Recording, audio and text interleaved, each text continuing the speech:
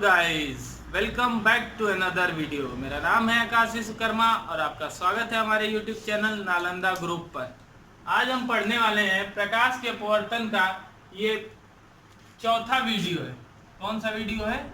चौथा, पार्ट 4 है, ठीक है ना। पार्ट 4 है ये। ध्यान दीजिए, अवतल लेंस के द्वारा प्रतिबिंब का बनना। उत्तल लेंस के द्वारा प्रतिबिंब का बनना पिछली वीडियो में पढ़ा चुके हैं। अगर आप उस वीडियो को देखना चाहते हैं तो हमारे डिस्क्रिप्शन में दिए गए लिंक पर जाइए या ऊपर आई बटन में भी ये लिंक देखने को मिल रहा होगा। शुरू करते हैं। अवतल लेंस द्वारा प्रतिबिंब का बनना, formation of image by concave lens. जरा समझिए कैसे बनता है। तो इसकी दो स्थितियां होती हैं। कितनी स्थितियां होती हैं? दो। पहली स्थिति में क्या होता है? पहली स्थिति में वस्तु को हम अनंत पर रखते हैं। क्या है पहली स्थिति भाई? जब वस्तु अनंत पर हो, अनंत पर हो। तो याद होगा आप लोगों को, जब वस्तु अनंत पर होता है तो क्या होता है? अनंत से आने वाली किरणें कहाँ पे आके एकत्रित होती हैं या होती हुई प्रतीत होती हैं? फोकस पर होती हुई प्रतीत होती हैं।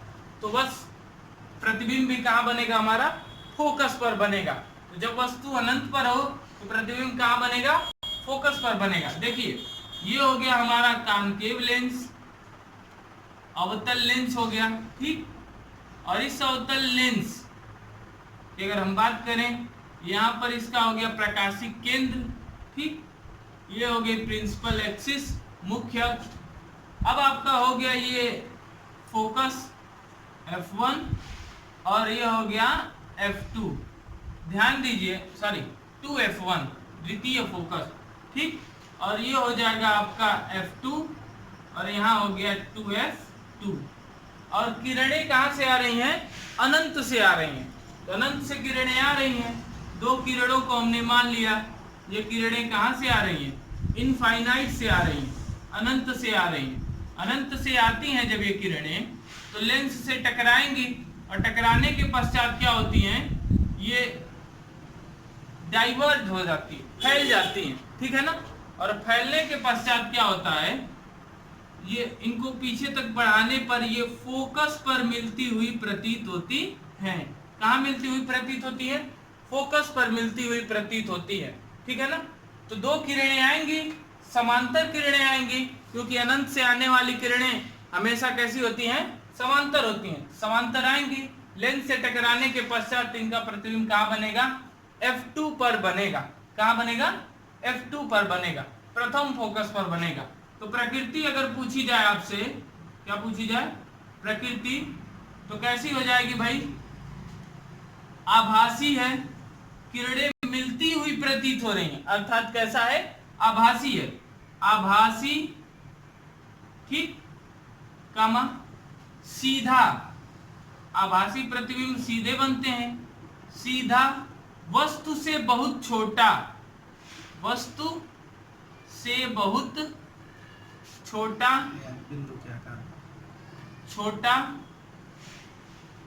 तथा कहाँ बनेगा? F2 पर बनता है, पर बनता है, ठीक है ना। फोकस न लिखकर अगर F2 लिखते हैं तो ज्यादा कन्वीनियंट होगा। वैसे प्रथम फोकस भी कह सकते हैं, ठीक है ना। प्रथम फोकस पर बनता है, F2 पर बनता है या मुख्य फोकस पर बनता है। अब ये थी प्रकृति इसकी, ठीक है ना। ये क्या थी? प्रकृति, आभासी, सीधा, वस्तु से बहुत छोटा तथा F2 पर बनता है, ठीक। अब बात करते हैं दूसरी स्थिति की। इसकी बात करते हैं दूसरी स्थिति की। दूसरी स्थिति क्या है? अब वस्तु हम अनंत तथा प्रकाशिक केंद्र के बीच कहीं भी रखते हैं।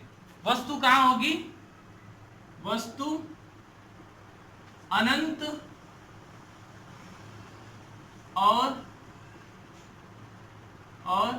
प्रकाशिक केंद्र, ऑप्टिकल सेंटर, केंद्र के बीच हो, के बीच हो। अगर वस्तु यहां होगी तो क्या होगा? जरा समझते हैं, बनाते हैं फिगर। देखिए, ठीक, रे डायग्राम बनाते हैं। ये हो गया हमारा ऑप्टिकल सेंटर O, प्रकाशिक केंद्र हो गया, ठीक। और ये हो गई हमारी प्रिंसिपल एक्सिस, मुख्य अक्ष, प्रिंसिपल एक्सिस, ठीक। अब ध्यान दीजिए, ये हो गया हमारा F2 और ये हो गया 2F2, ठीक है ना। और ये हो गया हमारा F1 और ये हो गया 2F1। ध्यान दीजिए, अब ये इसका द्वारक हो गया। अब एक चीज जरा ध्यान दीजिए, वस्तु को हमने कहाँ रखा, इधर हमारा अनंत है और इधर है प्रकाशिक केंद्र O, ठीक। वस्तु को कहीं रख दीजिए, यहाँ रख दीजिए वस्तु को, ठीक है ना। वस्तु कहाँ है, यहाँ है, ये है A B, वस्तु का क्या है A B है। अब जरा ध्यान दीजिए, पहली किरण सदैव कैसे जाती है, मुख्य अक्ष के समांतर। तो एक किरण को मुख्य अक्ष के समांतर भेज दीजिए, सीधे मुख्य अक्ष के समांतर जाएगी और टकराने के पश्चात क्या होती है, फैल जाती है, ऊपर की तरफ जाएगी, ऐसे जाएगी। और इसको पीछे तक बढ़ाएंगे तो ये कहाँ मिलती हुई प्रतीत होगी, फोकस पर मिलती हुई प्रतीत होगी, पहली किरण। दूसरी किरण ऑप्टिकल सेंटर से जाती है, और आपको बताया गया था जो किरणें ऑप्टिकल सेंटर से जाती हैं, प्रकाशिक केंद्र से जाती हैं, वो अपने पाथ पर सीधे चली जाती हैं, सीधे चली जाती हैं, उनके मार्ग में थोड़ा भी परिवर्तन नहीं होता। तो ध्यान दीजिए, ये सीधे किरण निकल गई।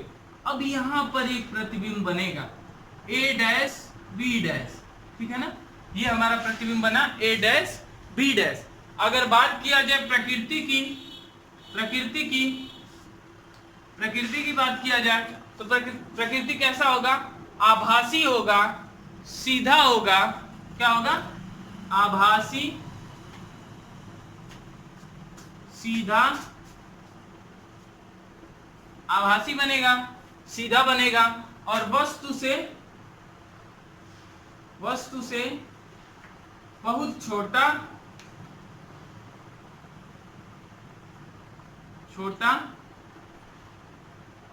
तथा लेंस के पहले बनता है, तथा लेंस के पहले बनता है। इन चीजों को ध्यान दीजिएगा, ठीक है ना, पहले बनता है, तो याद रखिएगा, ठीक। और ध्यान दीजिए, F2 और O के बीच में बनेगा, कहां बनेगा, between the F2 and O। F2 और O के मध्य बनता है, ठीक है ना। चलो, इतनी चीजों को नोट करिए, फिर वीडियो में आगे बढ़ते हैं। अब बात करते हैं लेंसों के लिए चिन्ह परिपाटी का नियम। इस चीज को ध्यान दीजिए। देखिए, जो सिंबल्स हैं, हमारे वस्तु की दूरी, प्रतिबिंब की दूरी और फोकस दूरी, ये जो राशियां हैं, इन राशियों को कैसे, कब धनात्मक होंगी और कब ऋणात्मक होंगी, इसी का अध्ययन करना चिन्ह परिपाटी के नियम में आता है, ठीक है ना। तो चिन्ह परिपाटी का नियम कुछ इस प्रकार से शुरू करते हैं। ध्यान दीजिए, एक लेंस ले लिया, या वो उत्तल लेंस ले लीजिए या वो अवतल लेंस ले लीजिए, ठीक है ना, कोई भी लेंस ले लीजिए। तो हमने लिया है उत्तल लेंस, ठीक, कोई लेंस ले लीजिए, उससे फर्क नहीं पड़ने वाला है। ध्यान दीजिए, ये हुआ हमारा लेंस। अब ध्यान दीजिए, क्या कहता है कि लेंस में जो है, कभी भी वस्तु रखती हैं, पहला नियम ध्यान दीजिए, पहला नियम क्या कह रहा है, लेंस में वस्तु को सदैव बाईं तरफ रखते हैं। दर्पण में भी यही था पहला नियम चिन्ह परिपाटी का, कि लेंस के बाईं तरफ सदैव वस्तु को रखते हैं। तो पहला नियम क्या है, वस्तु सदैव लेंस की बाईं ओर, लेंस के बाईं ओर रखी जाएगी। पहला नियम है, ठीक। वस्तु जब भी होगा किधर होगा, बाईं तरफ होगा, ठीक है ना। और क्या कहता है दूसरा नियम, सुनिए, दूसरा नियम कहता है जितनी भी दूरियां होती हैं, जितनी भी दूरियां होती हैं उनको हम प्रकाशिक केंद्र के सापेक्ष मापते हैं। किसके सापेक्ष मानते हैं? प्रकाशिक केंद्र के सापेक्ष मापते हैं। अर्थात दूरी मापना है इस पर तो यहां से मापेंगे। कहां से? प्रकाशिक केंद्र ओ से मापेंगे। ठीक है ना? तो और दूसरा चीज है, जितनी लंबाइयां हैं उनको हम मुख्य अक्ष से मापते हैं। कहां से मापते हैं? मुख्य अक्ष से मापते हैं। तो दूसरा पॉइंट क्या है? दूरियों को कहां से मापते हैं? प्रकाशिक केंद्र तथा लंबाइयों को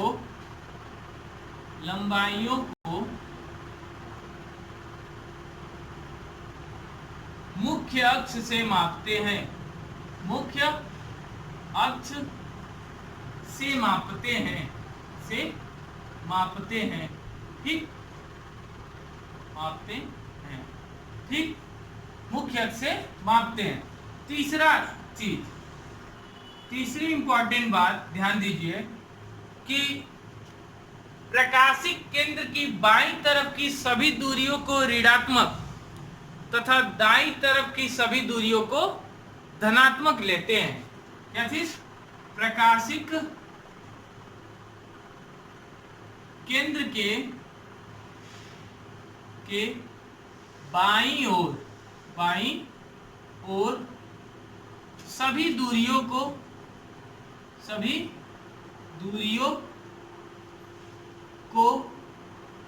ऋणात्मक तथा दाईं ओर सभी दूरियों को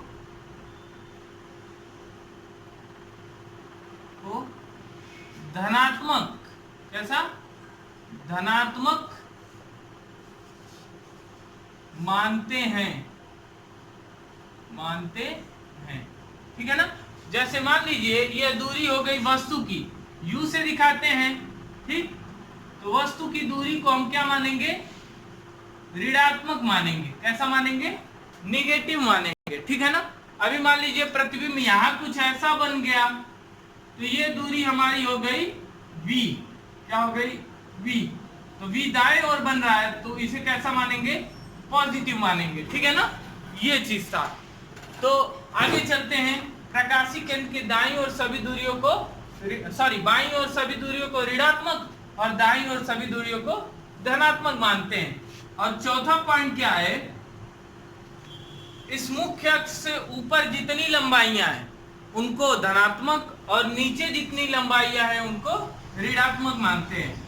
मुख्य अक्ष से ऊपर सभी दूरियों को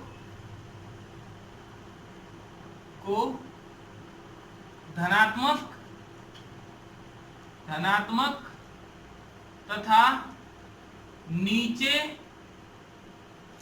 सभी दूरी नहीं, लंबाई शब्द यूज करेंगे। लंबाई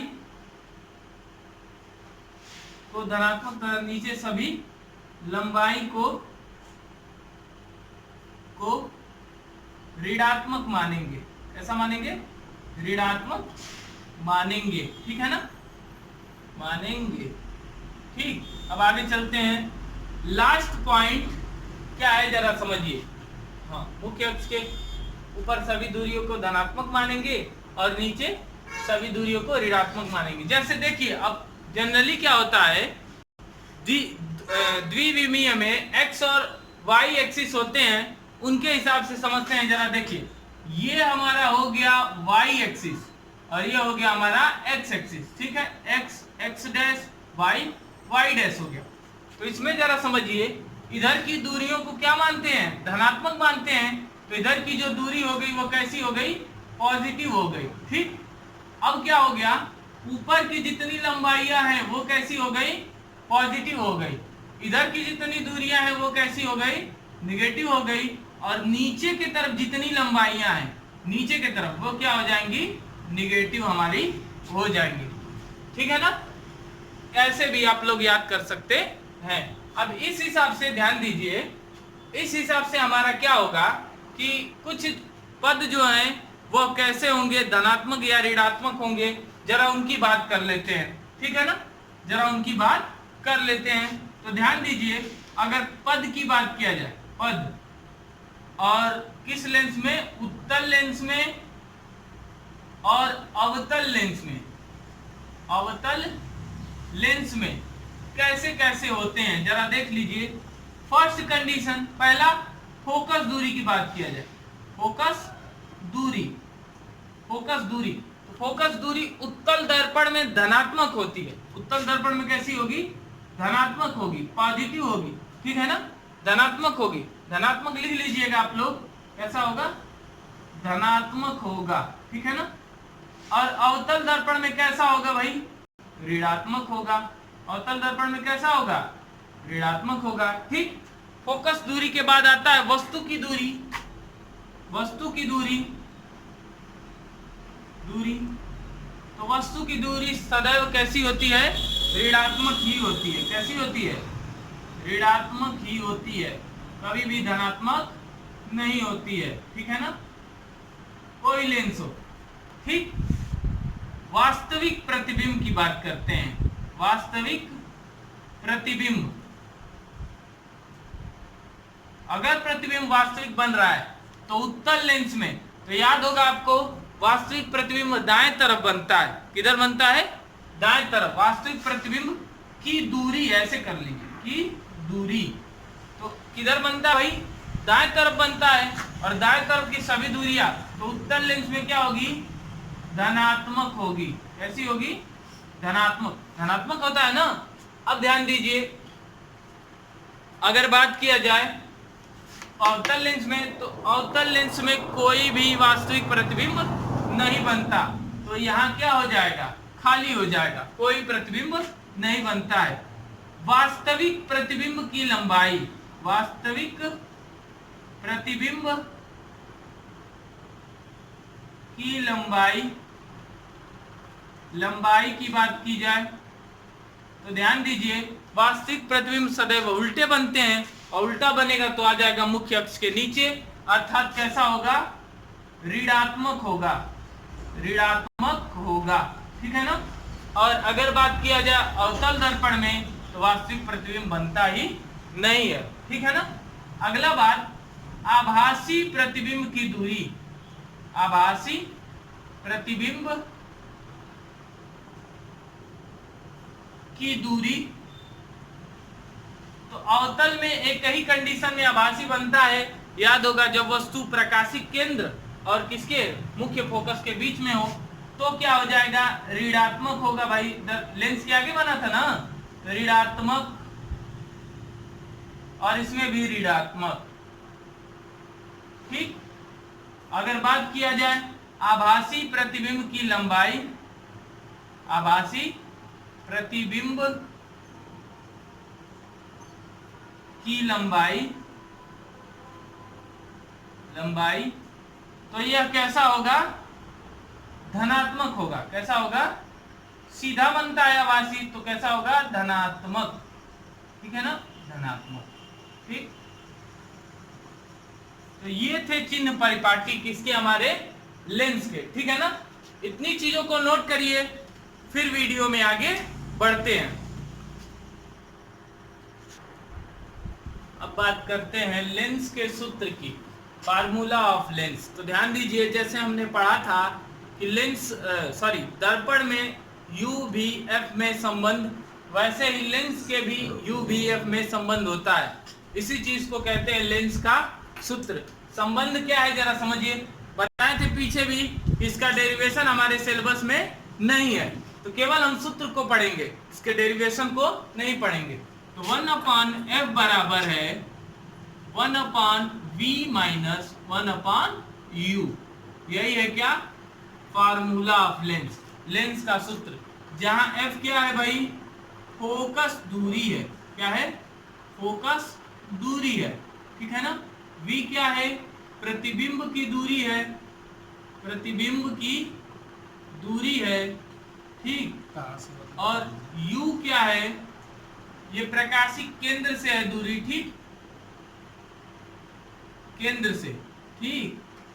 और ये जो u है वो क्या है, वस्तु की दूरी है, ठीक है ना, बार बार चर्चा कर चुके हैं, वस्तु की दूरी है, ठीक।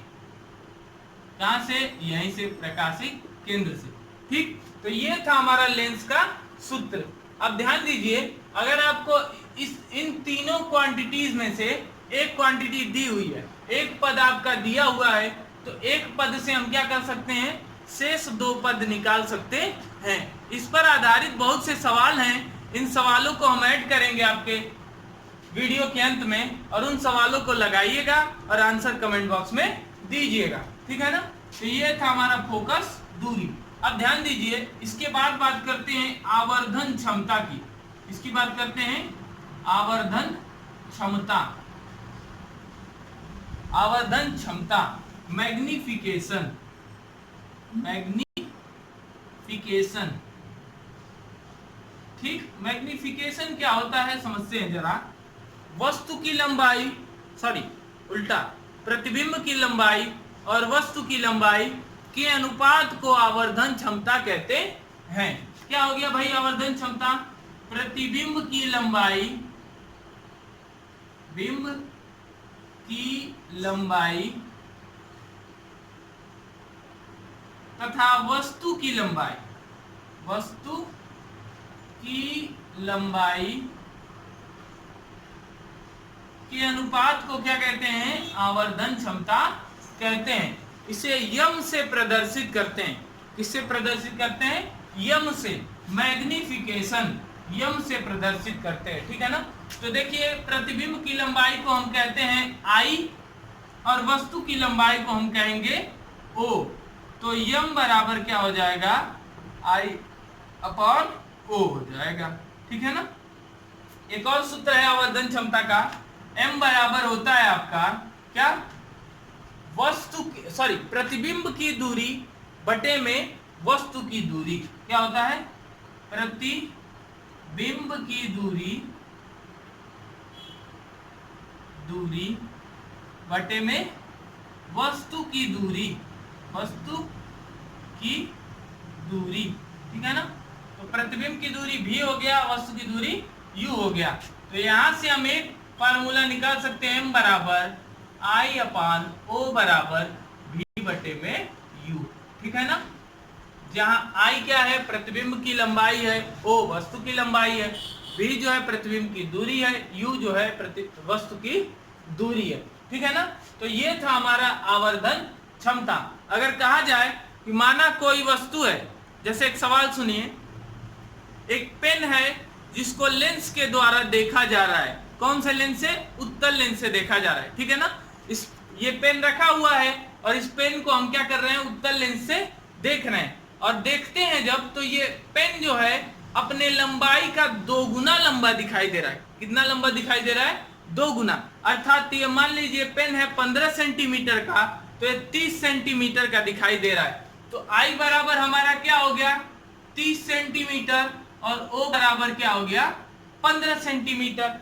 अब पूछा जाए कि बताइए लेंस की आवर्धन क्षमता क्या है, तो m बराबर हम क्या करेंगे, I अपॉन ओ कर देंगे। तो यहां से हो जाएगा 30 बटे में 15। तो यहां से आ जाएगा आपका आवर्धन क्षमता कितना हो गया, 2 हो गया, ठीक है ना।